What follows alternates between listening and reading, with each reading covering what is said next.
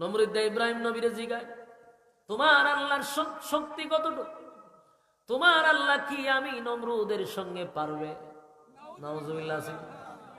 চিন্তা করেন কত মাথা মোটা।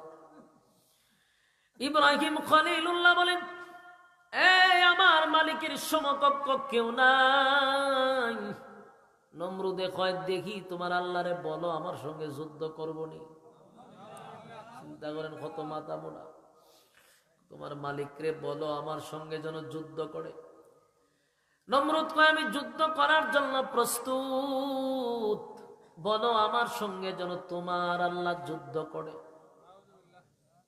আল্লাহর পয়গম্বর ইব্রাহিম খলিলুল্লাহ মালিকের কাছে বলে, মালিক, তারে যতই আমি দিনের দাওয়াত দেই, কালেমার দাওয়াত তার কানে কানে পৌঁছায় দেই, সে তত আমাকে মানুষের সামনে অপমান করে। আপনার সঙ্গে যুদ্ধ করতে চায়, সে নিজেকে বড় বড় মনে করে আর বলে তার সঙ্গে যুদ্ধ করার শক্তি কারণে।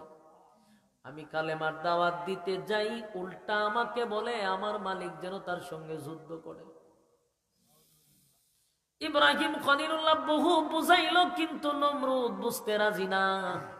একটা পর্যায়ে আল্লাহর পয়গম্বর ইব্রাহিম খলিলুল্লাহ বলেন, মালিক, সে আর মানুষ হবে না, সে মানুষকে বিভ্রান্ত করে, যতই দাওয়াত দিয়ে আমার অপমান করে, যুদ্ধ করতে চায়, যুদ্ধ করতে চায়, আপনি একটা ফয়সালা করে দেন।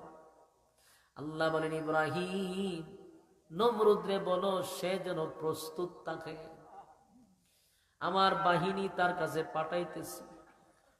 নমরুদ শুই না বড় খুশি।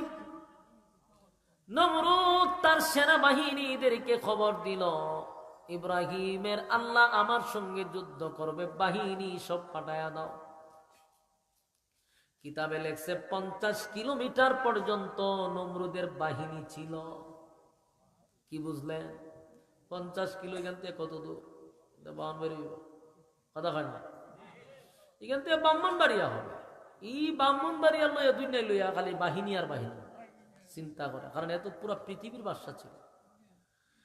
নমরুদ বাহিনী লইয়া দাঁড়ায় আছে, তীর ধনুক নিয়ে দাঁড়ায় আছে, আল্লাহর সঙ্গে যুদ্ধ করবে। চিন্তা করেন কত বড় মাথা মোড়া। কতক্ষণ পরে পরে বলে, ইব্রাহিম, আমার বাহিনী লইয়া দাঁড়ায় আছে, তোমার আল্লাহকে বলো আমার সঙ্গে যুদ্ধ করতে। তোমার আল্লাহর বাহিনী কোথায়? আল্লাহ বলেন, ইব্রাহিম, কি বাহিনী পাঠাইব? কি এমন বাহিনী আমি পাঠাবো? ইব্রাহিম খলিলুল্লাহ বলে, মালিক, আপনার বাহিনীর মধ্যে সবচেয়ে ছোট একটা প্রাণী পাঠায়া দেন না, হয় এর গার আরো বেশি মুড়ইব, ছোট একটা বাহিনী পাঠা। নমরুদ বারবার ইব্রাহিম খলিলুল্লাহরে ডাকে, কি ইব্রাহিম, তোমার খোদার বাহিনী কোথায়? আমার বাহিনী রেডি।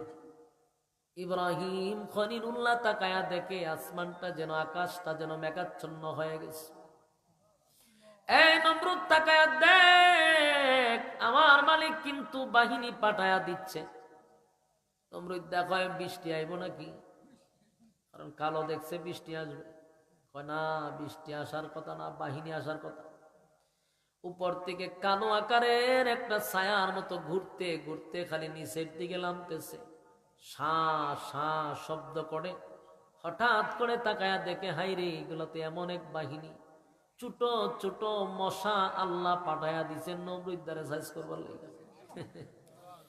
চিন্তা করেন, আল্লাহর কি বাহিনী লাগে? কথা বল না দি, আমার মালিকের কোনো বাহিনীর প্রয়োজন হয় না।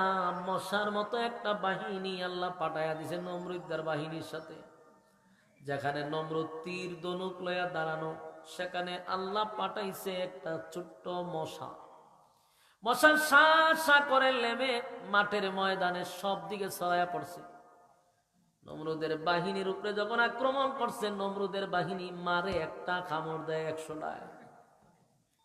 কামড় যখন দেয় তখন একটা দিতে পারে না, কামড় দেয় একসাথে 100টা।